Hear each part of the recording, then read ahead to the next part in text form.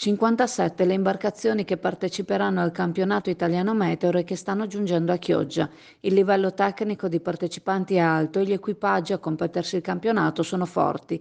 La cerimonia di apertura della manifestazione si terrà mercoledì con le prime regate. Fino a sabato 13 ne sono previste una decina con un massimo di 3 al giorno e il campionato si riterrà valido alla conclusione della quarta. Ottimo punto di osservazione sarà la diga di Sottomarina. Al campo di regata si affaccerà la spiaggia di Sottomarina.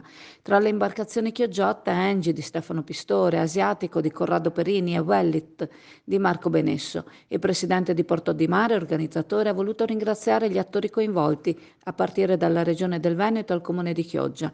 Il campionato compie 50 anni ed è un importante appuntamento, come ha affermato il segretario di Asso Meteor.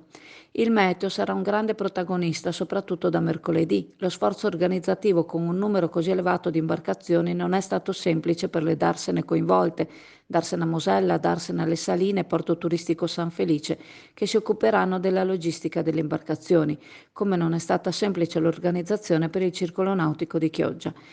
Il 50° campionato italiano Meteor è organizzato dal Porto di Mare e Associazione Sportiva Dilettanti su delega della Federazione Italiana Vela, con la collaborazione di Assometeor, Yacht Club Padova, Circolo Nautico Chioggia, del Consorzio Lidi di Chioggia.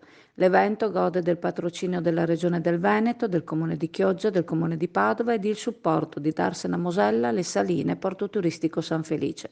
Numerosi partner nel territorio che hanno voluto contribuire alla buona riuscita dell'evento.